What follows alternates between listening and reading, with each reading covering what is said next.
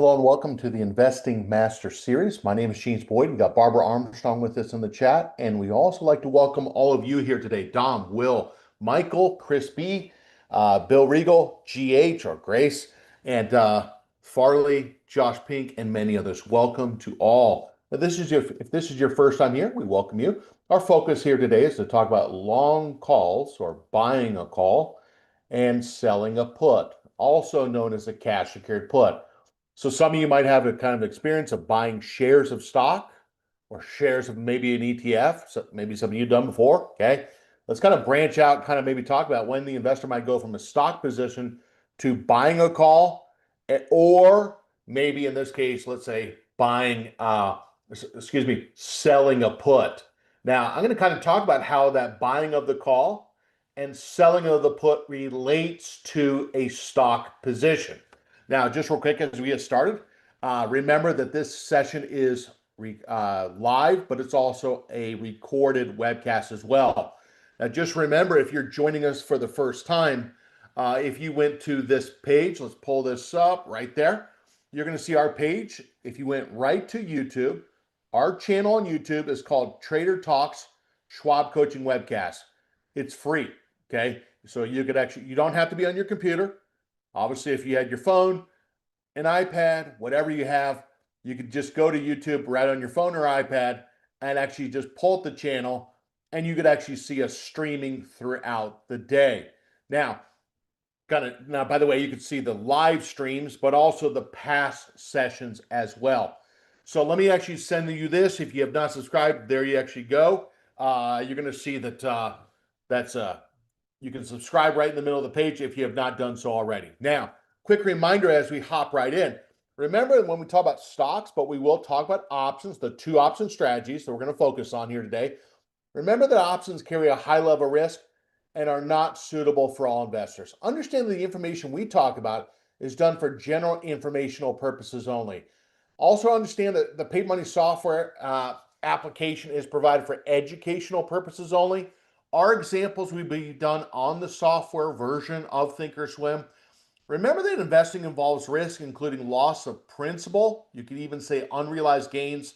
And also with that said, when we talk about short options, when I say short options, that means that you sold the option, okay? Understand what the word assignment means, especially today, and exercise. And we'll talk about that language. Now, understand that when we actually bring up examples, they are just that. And we want to kind of first talk about kind of what has been moving the market this morning.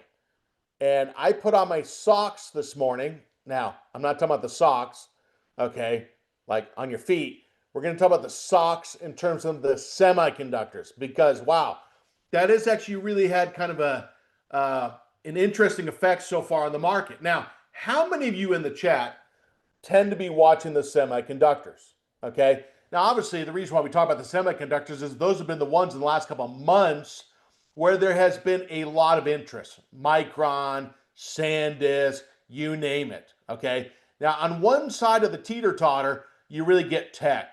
And underneath that tech, we could actually say socks. Socks, when I say socks, I am talking about the semiconductors, okay? So right here, what you're going to notice is about 4 days ago, we kind of started seeing some pressing down. Friday for sure, okay? Now, what is the recipe for probably losing capital and or profits?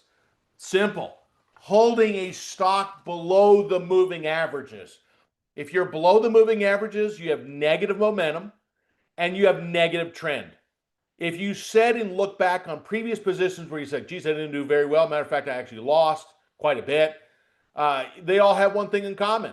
They were all below the moving averages. So why do investors sell? Oh, because it broke support. Why do investors sell? Because when the prices tried to go back up there and there, 2 times in a row now, we've actually seen that the 10-period moving average, which is turned down and red, well, couldn't get above it. And that just confirms what? That the moving average is probably not support, but it's that R word, resistance. Okay, now, pricing down, gapping to the downside. What does this matter? Well, it matters because obviously when we talk about the tech, we're talking about the NASDAQ. What does that really matter? Well, the NASDAQ is going to be top heavy in the S&P 500. We know that if you look at the S&P 500, it's what, 27-ish% technology? Double check me on that. It could even be more. Okay. I'm just, I got to actually find that out. Sector. I got to find out because this could matter. I'm looking at the most updated, if I can, on the spot. Oh my gosh, it's way worse. 38%. So historically, it was about 27. But what happened is, as the market went up higher and higher and higher and higher, the tech holdings became bigger and bigger. Double check me on that, but I actually see a reading of about 38%. Double check me on that. Okay. Now, if you take a look at this, okay, so if the Nasdaq is falling down, then it could actually push down the S&P 500. If all of a sudden we're starting to see a little bit more volatility, you could see the Russell, the smaller caps, actually get pushed down. So it's like a domino, right? And then you ask yourself the question, well, where's the money going? And the only other index you really have of the four is the Dow Jones, the large caps. Okay. Now let's take this one more. So the major takeaway from what we talked about so far is if that stock actually goes down, it's going to drag down the tech. It drags down the tech, it drags down the NASDAQ. NASDAQ is what, 50% technology? Problem with actually the SPX is it's about 38%. Check me on that. Technology. Okay. And if all of a sudden people don't want to take as much risk as they were before, some of the smaller caps could get pushed down. And what's the only other index left? It's Dow Jones. So I think we would be naive to believe that, oh, yeah, just because the stocks goes down, that doesn't mean anything. Well, that's probably not true. Now, remember, G stands for growth, V stands for value, I stands for income. Now, what does this have to do with long calls and short puts? We want to watch right here, okay?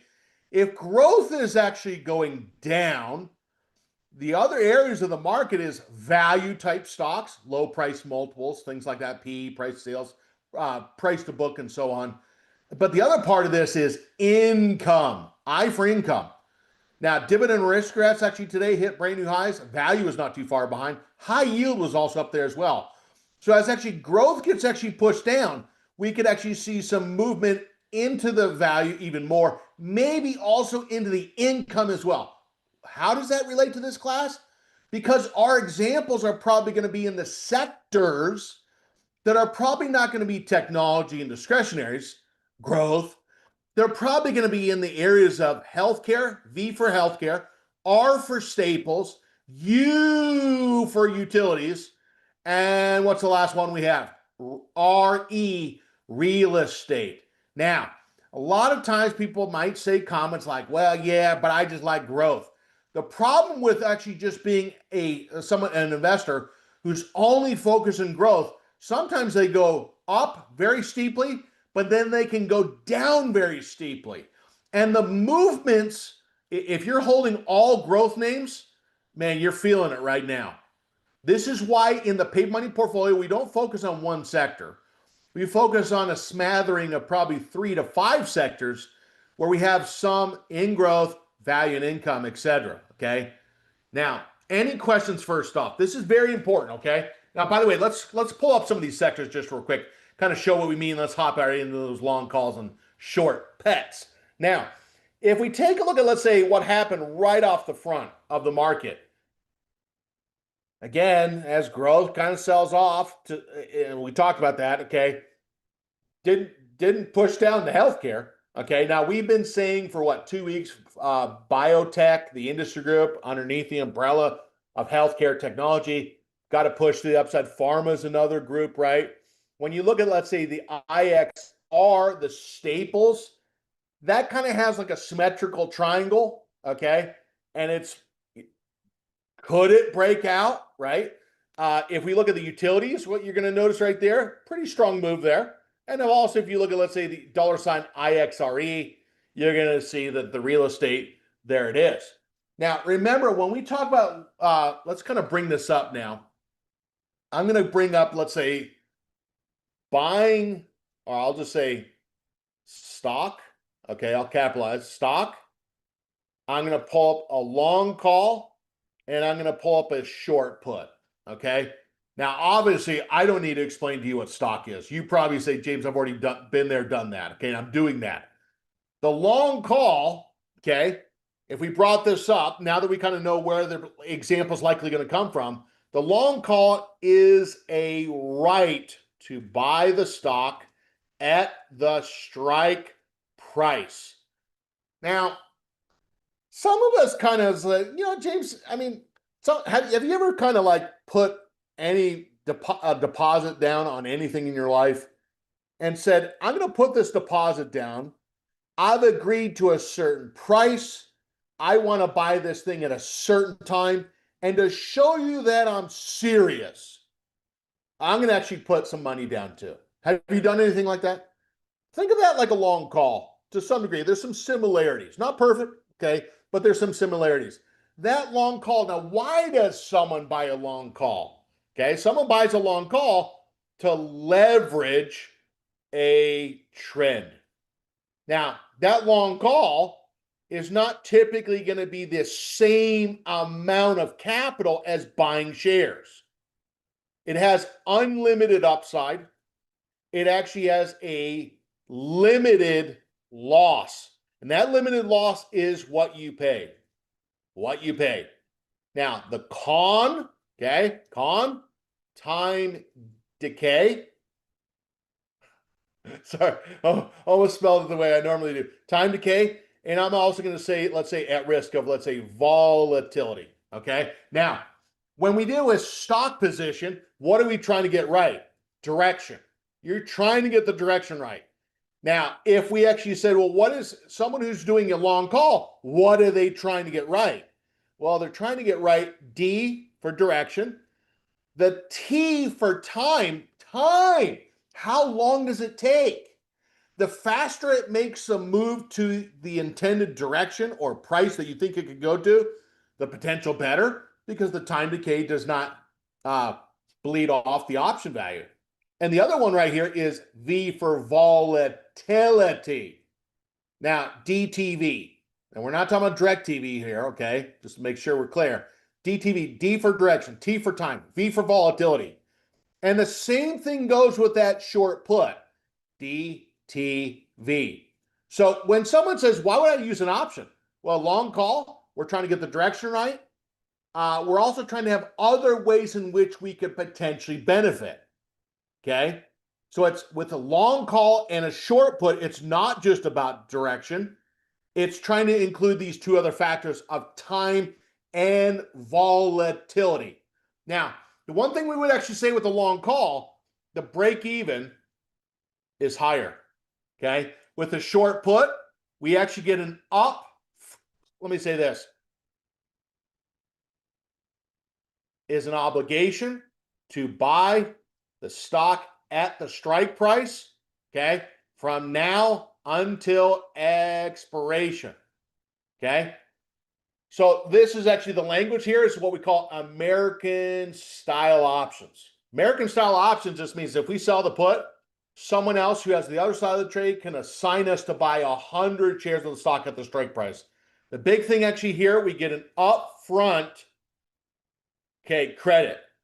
And the biggest thing is here, like a long call compared to a short put, the break even is lower. The major takeaway of the short put compared to the long call is time decay, positive, theta, the volatility that could be a negative, okay, if volatility rises. Now, I'm going to kind of walk us through an example. Now, if I were to ask you a question, and I'm going to bring up example given. So if we showed like the last call that we did in this class, show me an example. Well, let's show that, okay? So the last call that we did, we bought the stock, we bought a long call on Johnson & Johnson. We bought the long call on June 9th. We had a right to buy the shares. Don't have to, okay? We have a right until the expiration. Now, what you're now going to notice is we had a right to buy that call at what? The 240. Now, we'll come to the option table in just a sec. We bought the right for 575. All right. Now, we said, you know what? I really don't want to exercise my right to buy the shares at the strike price. I just want to sell the option. And I want to try to make the difference less commission. So, some people could just be trading the option values. When you do a long call, you're like a stock, you're trying to buy low, sell high. It's not a new idea. When you sell the put, you're trying to sell high, think like a store, sell high, buy back low, rinse and repeat. Now, if we take a look at this, that trade lasted about 3 weeks, 575 to 2280. Not everyone's going to turn out like that, but let's go look to see if we can't put another one on and see what we can do. Now, how does this link to what I already know with the stock position? Well, so here it is. I'm already doing stock, the investor says. The long call is a right to buy the shares.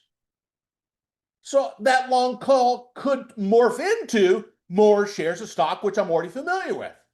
Now, let's pull this up for just a second. Now, what I'm going to do is I'm going to pull up, let's go to an example, okay?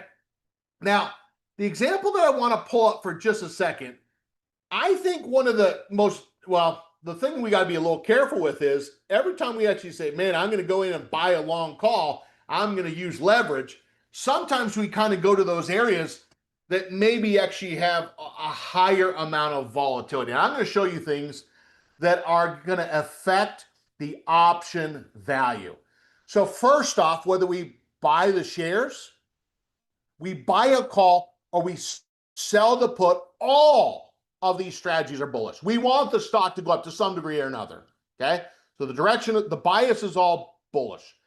Second, if I actually went out and looked at, let's say, PG, when we talk about bullish, we're thinking about the stock is above the moving averages, the stock could be bouncing or breaking out of resistance, and so on. All the same language as stock. Now, when you go to the trade page, we have to verify, well, does it actually have options? Okay. Now, in our classes, we wouldn't even think about trading a stock, an ETF in our Friday class that doesn't have at least 1 million shares average. Why? Simple answer. Well, because in most of our examples, we want to know that if we ever wanted to use an option in conjunction with a stock, that there could be a chance that it has had and could have currently liquidity to maybe give us some options, okay, to consider. Now, what I'm now going to do is we're going to go down and say, well, what's the current stock price? The current stock price is at 152, okay? Now, you're going to see some shading here. The shaded options right there, those are called in the money, meaning the strike prices in the middle of the page, those are lower than the current stock price in the money. If you say, I don't know what that really means, think equity, okay? If you have the right to buy the shares at 150, that's lower than the 152. There's some equity there, 246, okay? Because if the stock's at 152.46 and you got, let's say, the 150, you got $2.46 of equity. Now, what you're now going to notice is we're going to look at the bid and ask of the option prices. Now, when we look at the strike prices, some of these actually have more liquidity. So when we look at the volume, we're talking about the stock volume. Well, when we look at the option volume, we would say, well, which strike? Notice when we look at, let's say, the column heading, open interest, we're going to look and see how many contracts are open and unexercised. So if we look at, let's say, the 150, that has a lot of contracts. This one has 4,300 contracts. And the volume is actually going to tell us how many contracts were bought or sold today. They're not netted off. If you buy 25 and you sell one, that's 26. They're not netted off. So volume is actually just looking at the activity, buys or sells for today, okay? When we look at open interest, this could be over days to weeks to months, depending upon how long this has been actively traded. And it's the number of contracts that are open and still unexercised. Now, let's say example given, we came to this 150, and we're going to click on, let's say, that 150. We're going to click on right on the ask price. Now, what do you have a right to buy the shares for? The strike price. Okay, so the right is not free. And if we look at that and say, well, how much is it? The answer is it's 660. Do we have to buy 660? Well, we might put an order right in the middle there. That middle, also shortened for mid, is 645. Now, hold on. So let's do some basic math. If I have a right to buy the shares at 150 and I actually buy it for 645, add those two together and we actually get what we call the max. We get the break even at expiration. Okay, so if the stock is at 150, 645 or higher, should be profitable. Okay, now you're now going to see the max profit is infinite. The max loss is what the investor pays to buy the put. So they could lose all of it. How would they lose all of it? The stock goes down, the time evaporates, and that's the biggest con is these do not last forever. Okay? Now, here's the deal. How many of you have ever said in your lifetime, geez, I'd really like to buy shares of stock, but I don't have, let's say, if it's $152 stock, and if I wanted to buy 100 shares of stock, I need $15,000, $15,246 in my hand to buy $146. To buy 100 shares of stock, that would be $15,246. Let me just pull the money out of my pocket, okay? Many investors say, geez, this is just one position. If I want to buy 100 shares, $15,000, if I bought 100 shares, don't have to, but if I did, okay? Or I might just, in this case, invest $645 and have a right to buy those shares. Now, you might know ahead of time, I don't plan to buy the shares.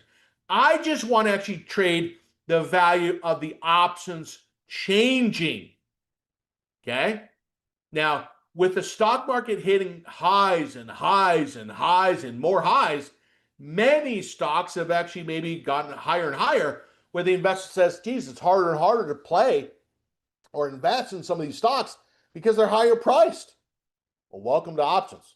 Okay? Now, I want to kind of just bring up just real quick about what's causing the movement on the option price.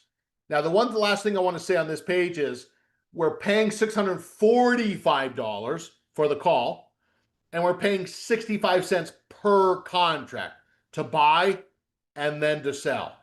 Okay. Now, what causes the movement? Now, remember we used what was the three letters? The three letters was direction, time, and volatility. Now let's show this something just real quick. Okay. We're going to click on the drop down right there on the heading right there. You can click on the drop down. We're going to go to option theoreticals and Greeks, and we're just going to kind of play a quick game, super quick. Now we already talked about direction, time, and volatility. And what I'm going to do is I'm going to say theo price. This is like the theoretical price. Like, in other words, like what if? So if I brought this up and said, hey, you know what? Wonder if the stock, okay, goes up or down. I want to see what it does. Well, when we actually hit that drop down, go to option theoreticals and Greeks, and now go down to theo price, you're now going to see that right above the bid and ask, there's a little drop down there, theo price. And so you could say, hey, I want to see what he would do. Now let's reset this. Here we are on July 7th. Let's say in a week that, let's say Procter & Gamble, let's go for it a week. Now, why do we bring up a week? Well, because part of this was time, right? Well, if a week goes by, what should happen to the option value? Well, it should go down, right? Why? Well, because there's one less week until the expiration. Now, what you're now going to notice is on the left-hand side, you get to select, well, what option do you want? Well, we're looking at the 21st of August, 2026, with 45 days remaining. If we fast forward a week to July 14th, well, what should happen? Well, it should go down. The options that are sitting right about 645 should drop down to about 606. So it's helping us do the math. Now, If I fast forward out, let's say 2 more weeks on top of that, July 28th, what should happen to the 606? It should drop down even further. Why? Well, because there's less time. It's not that hard to understand. Okay. I mean, think about this. If you own a rental property and you said, okay, if you want to book it for 3 weeks, here's the price. And if you want to book it for 2 weeks, here's the price. If you want to book it for 1 week, here's the price. Assuming you're not doing this over Thanksgiving and Christmas. Less time usually means less cost. The cost is the premium. Now, let's flip this. Now, let's say now that we actually get a move, let's say July 14th, but the stock goes up $5. And actually, let's start with kind of the basics. Let's say the stock goes up $5 today. Well, if it goes up $5 today, we're not talking about time, we're talking about direction. The stock goes up $5. The option would go from 645 to 967. Wow. Like 978. And you paid in this case, what, 645?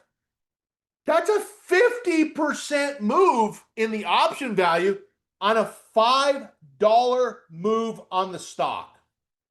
This is where that leverage comes in. The leverage comes in because you're not paying $152 for the shares. You're paying the long call value. The option is change. So stocks move in cents.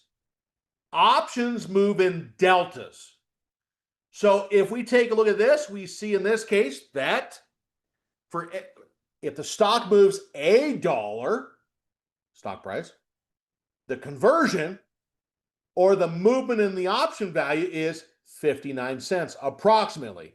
So if the stock goes up $1, the option goes up by 59 cents approximately. That 59 cents or 59 is also stating what is the likelihood of the stock being 1 penny above the strike price. All right. Well, if we said what's the odds right now? 59%. Now, I've had some people say, well, I'm not really a math person and I don't really do probability. I always kind of think to myself, like, when you got married, it had to cross your mind, what's the chances that we're going to be together in a year, 2, 5? You did probability. Okay. So I'm going to push back on that real nice. Okay. So now what we're going to do in this case is we're going to go confirm and send. Let's bring this up in the paper money count so we can follow through on this. Now remember, a long call, we're bullish, right? We're doing a trade that we think that could go up in value. Now, when we do this, the biggest thing that we have not said the keyword is yet is we're going to buy the 150 for that, what, about 640 now. If I go confirm and send, and this is what we saw before, we want to get the direction right. We also, for example, want the time to happen as fast as possible. Okay? So those are the two things we want to really get right. Get the direction right, bullish, and actually have that stock make the move as fast as possible. All right? Now, I'm going to go send. Now, notice that commission there. Okay? Send. Now, the one thing I also want to kind of say just real quick is that we did not say, let's kind of show if it goes down. Well, let's all of a sudden say the stock goes down $3 here today. Down $3. Well, if the stock actually goes down $3 and the stock would be down to 149.29, what would the option do? Well, instead of going up, it would go down. Now, the one thing that we did not make mention of is vol adjust. If the stock becomes more volatile, which could be influenced from the stock itself or maybe the market in general, if the volatility goes up, what happens to the option price? Well, if the volatility becomes more, the option premium is going to inflate in value. Okay. Those options were like 6 and change. The option increases in value. More volatility on buying options, higher option prices. Now let's think that through. Higher volatility. Now I have some kids that, they drive a couple of my cars around, right? We know that, let's say sometimes if you have more volatility and erratic driving behavior, more volatility doesn't usually means there's less potential premium. There's maybe more potential premium if there's more volatility. Volatility is not just down, it's up and down. Now, again, that could be caused by the stock itself or maybe the market conditions. Okay. Now, so remember those three letters: direction, time, volatility. Now, if we went back to something just real quick to the sheet. So if someone said, well, James, when might someone go from a stock position to a long call? I want to make mention of something. A long call, someone might really focus on a long call if the volatility was probably between, let's say, 15 and 24. Okay. The reason why that might be true is they might actually do that if the volatility is between 15 to 24, because the higher the volatility, the more expensive it is. The more expensive it is, the stock has to go up more to break even. Buying the option, that time decay, okay, is affecting the premium. The higher the premium, the more the stock has to go up just to break even. Okay. And remember, with options, it's not just one factor. We got three: direction, time, and volatility. Three main ones. Now, what is that volatility? James, you didn't say that. Well, over here to the right-hand side, we're going to get an idea of what is that implied volatility for that August expiration. And we see that it's at 26. Now, we gave the example 15 to 24. It's a little outside that. Okay. Now, James, are we saying that you can't buy a long call on a higher implied volatility stock? You know, you could. It's just more what we said. The higher the implied volatility, the bigger the premium. The bigger the premium, the higher the break even is. Okay. But in our examples, we're going to try to choose some that have a little bit lower volatility. Okay. Now, so here's what I'm going to do. Let's kind of go to the different side of this. Okay. So in trade number one, now, by the way, it's a takeaway assignment. Some of the ones that the investor might look for. Now, Dean actually earlier today brought up a stock called Coca-Cola. Okay. So as a takeaway assignment, you should try to go out and just say, look, I'm going to buy a long call in the paper money account. Let's use the example given of Coca-Cola, KO, practice that in the paper money. You might also say, James, I want to practice one on a bigger dollar stock price. Let's maybe use the example of Google, third example. And let's use the fourth example, Apple.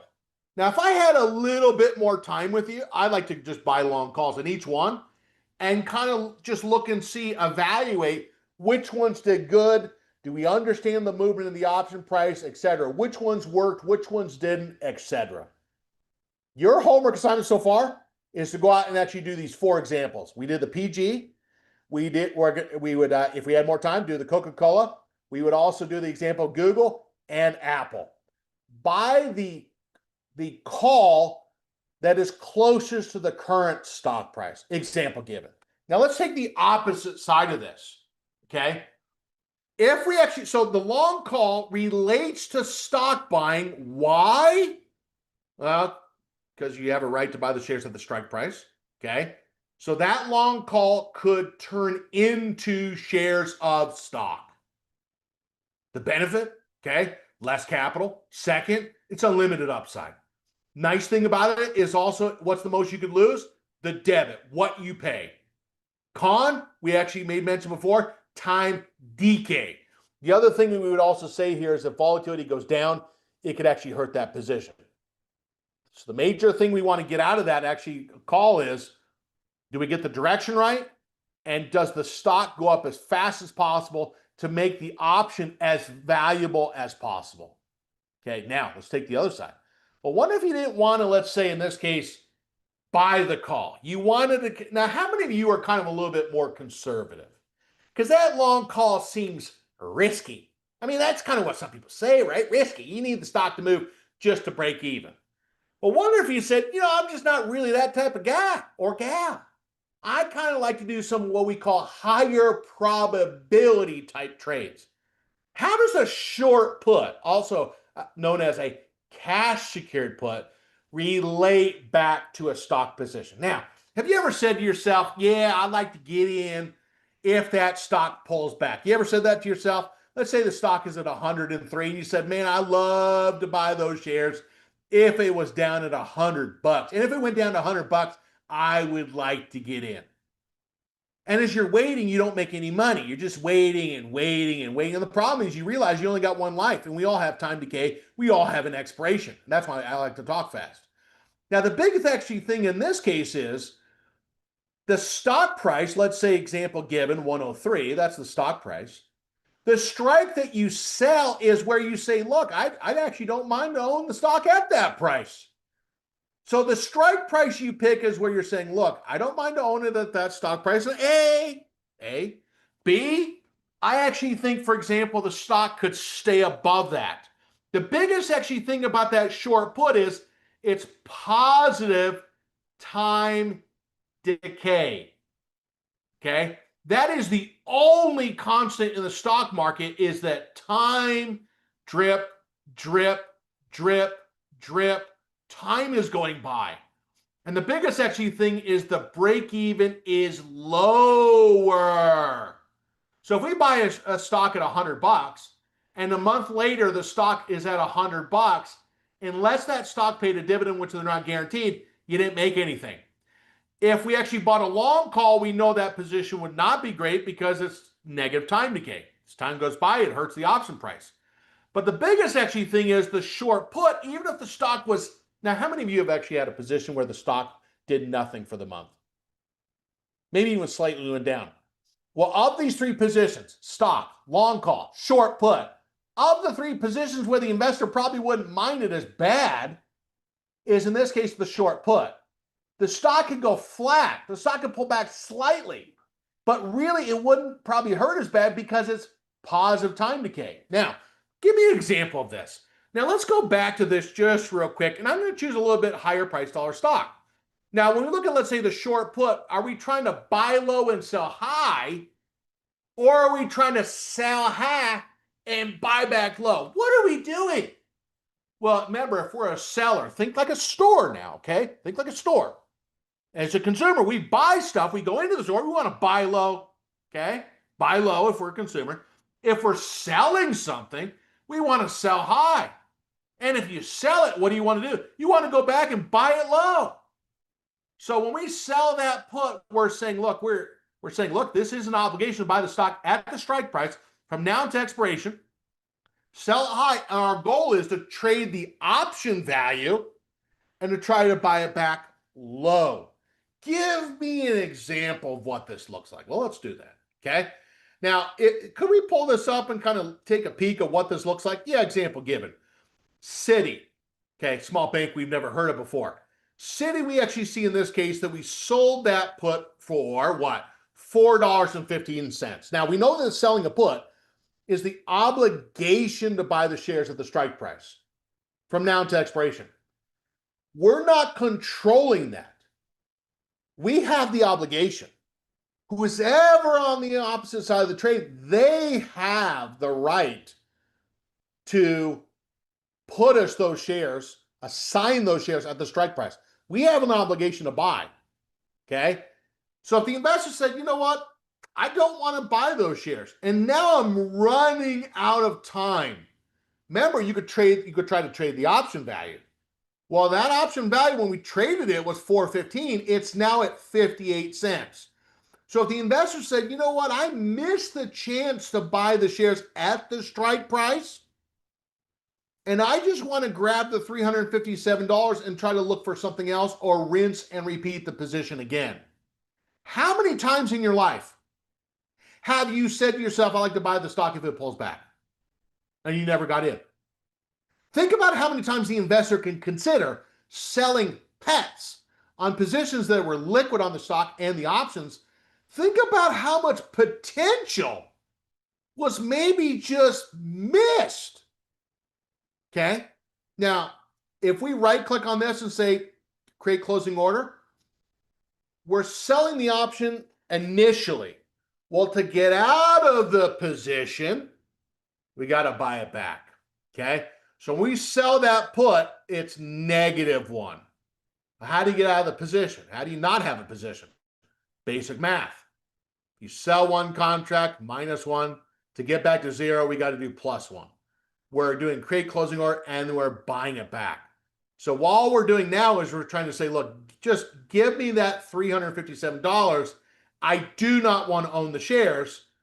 And now what I'm going to do is try to buy it back at the mid price, confirm and send, note the commission, send the order. Now, the damage happens. Let's pull up the trade example. If I went back to, let's say, the example given on Apple, okay? Now, what can also influence the option prices? Simple. Stock price. Okay, that's a big one, okay? Higher the stock price, bigger the premiums. Now, if we took a look at this, if we went down to, let's say, the August expiration, now do you have to do August? No, there could be reasons to do shorter. There could be reasons to go longer out in time, see below. But if I said, you know what, I want to kind of do something where I come over here, we were on the call side before. We're going to go to the put side, okay? And on the put side, what we're going to do is we're going to come down to, let's say, example given, the 300. Now remember, you can pick, or at least consider, a strike where you could say to yourself, I don't mind in owning the shares at that strike price. Now, when you look at the strike price, we're also asking ourselves, what's the likelihood of the stock being below that strike by a penny as of right now? There's a 29% chance. All probabilities summoned to 100. So if there's a 29% chance we'll be a penny below that, 71% chance we'll be above that. Now that's not 100, okay? So there is 29% chance we could close below that 300. So there's risk. Since there's risk, there's some premium. Without risk, there wouldn't be premium. Click on that.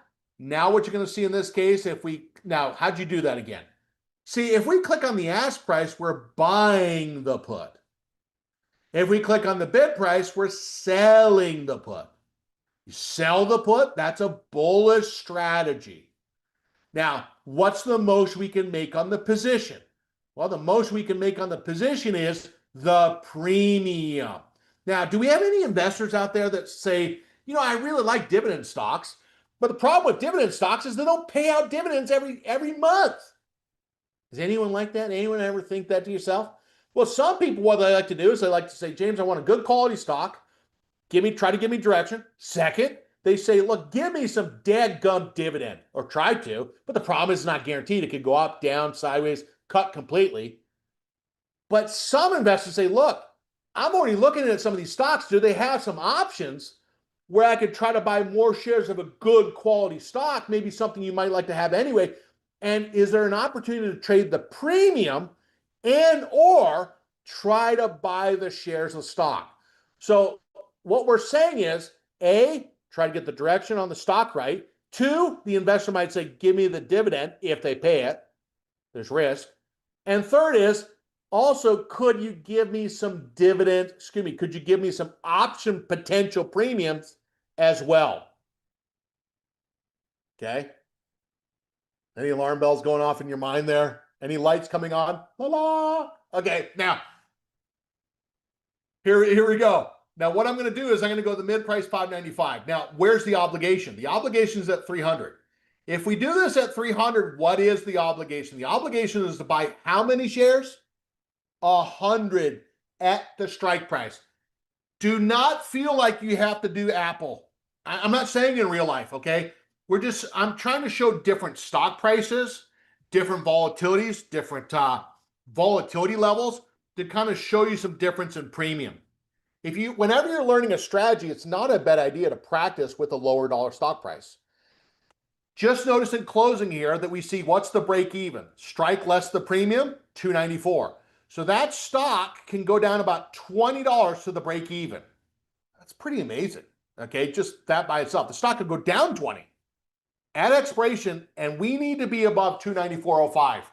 The max profit 595 and the 29,405 is if the stock went to zero. That's if the stock went to zero. Now, here's what I want you to do. I want you to go out and practice like 2 or 3 long calls. I want you to practice selling some puts with a delta right around 30 and practice selling some puts to see if that's a strategy that you might consider for yourself in what you're already doing. Okay. So also remember that coming up next, quick reminder, let's go back to this just real quick. If we go back to our next class, now remember, don't forget to subscribe. Our next class coming up right there is going to be called Getting Started with Options. If you would actually say, look, I'd like to kind of get started maybe with options, like from the very beginning, that's coming up right next with Cameron May. Now, if you said, I'd like to learn more about reading the charts, Barbara Armstrong is with us here today. We'll be teaching that session at 2 p.m. Eastern. Let me send that out to you. Now, remember that with what we talked about, this session is not a one-off. We meet each week. You can attend this on a live and a recorded basis, okay? So also make sure, don't forget to subscribe as well. Now, also remember with what we discussed here today, it was done for example, illustrative purposes only of long calls and short puts. Stay tuned for our next webcast coming up right at the top of the hour. Thank you so much for your comments and your participation, and thanks, Barb. With that said, have a great day. Stay tuned for Cameron May coming up next. Bye-bye.